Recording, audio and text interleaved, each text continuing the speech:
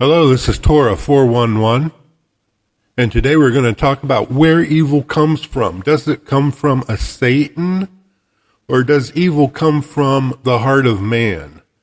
Evil comes from the heart of man. It is the heart that is evil above all things, Jeremiah 17:9.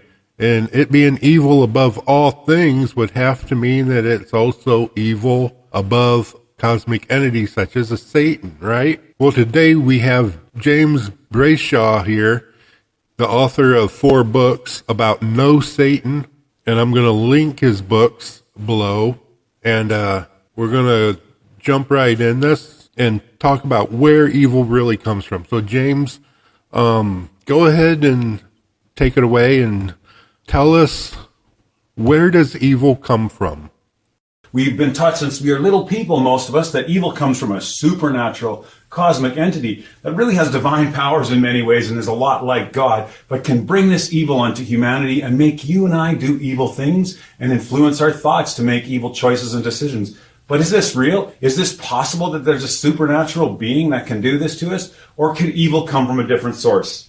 Well, the answer is evil can come from a different source. And in fact, it does. We learn by looking carefully at some of the way the words and phrases are put together in the Bible that evil comes from 2 sources. One being myself, a human being. The condition of man is often bringing evil into the world and upon other men. And we also find that evil is brought by the Creator, Yahweh, God, at times upon people as well. If we look at a couple unique passages, let's start with the very first passage about evil. Where did evil begin? Well, if you remember the Garden of Eden story, perhaps some of you recall it, we find that Adam and Eve, that's what they're called biblically, were in the garden, and then there was some stuff put in the garden. And who put the trees in there? Well, the tree of the knowledge of good and what was put in the garden by whom? If we look at that passage, we know there was a tree of life placed in the garden, and then God, the Creator, put the tree of knowledge of good and evil. He placed evil in the pathway of the human being.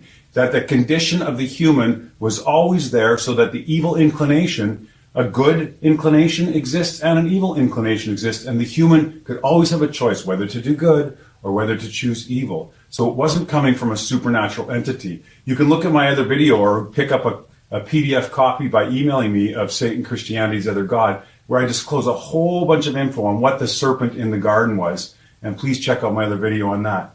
But we also know this. In Isaiah is a prophet, and we can dispute whose words these are, but we find that the Hebrew people were trapped in an environment where there were lots of things going on that weren't very pleasant. Let's call them evil.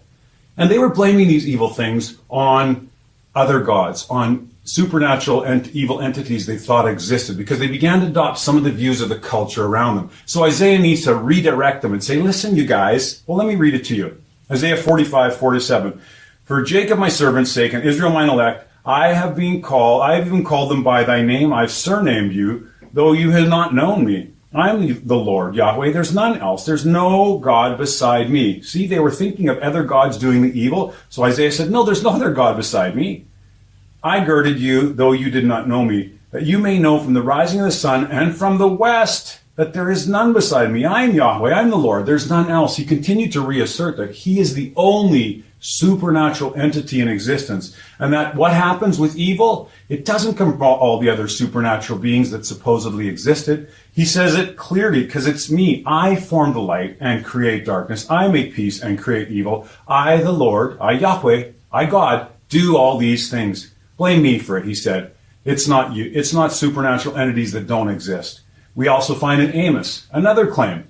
Who claims to bring evil on a city? In Amos 3, I believe it's verse 6, shall there be evil in a city, and God hath not done it? Simple question. We find in Job 2, shall man accept good at the hand of God and not evil? Well, we know evil's coming from the hand of God then. And we're finding all throughout Scripture that man is this Satan, this adversary, where evil is created. We also find the passage in James that talks about evil. It says in James 1:14, but every man is tempted when he's drawn away by Satan, a supernatural entity. No, by his own lusts and enticed. Then when lust has conceived, it brings forth death and sin, and then death is the result. Yes, thanks a lot, James BRAYSHAW. And I just want to appreciate James Brayshaw for allowing us to use his audio and being able to speak to him.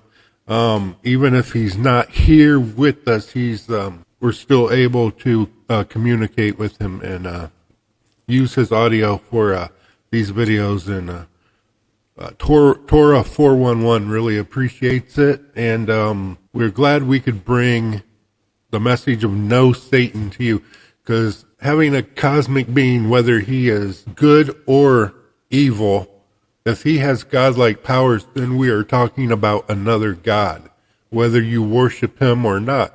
And Yahweh says there is one God, and we are not to put any others in his face. And if we are calling Satan a God, then we are putting Satan in Yahweh's face. And that is against the commandment. So, until the next study, hit subscribe, and we will talk again soon. Shalom.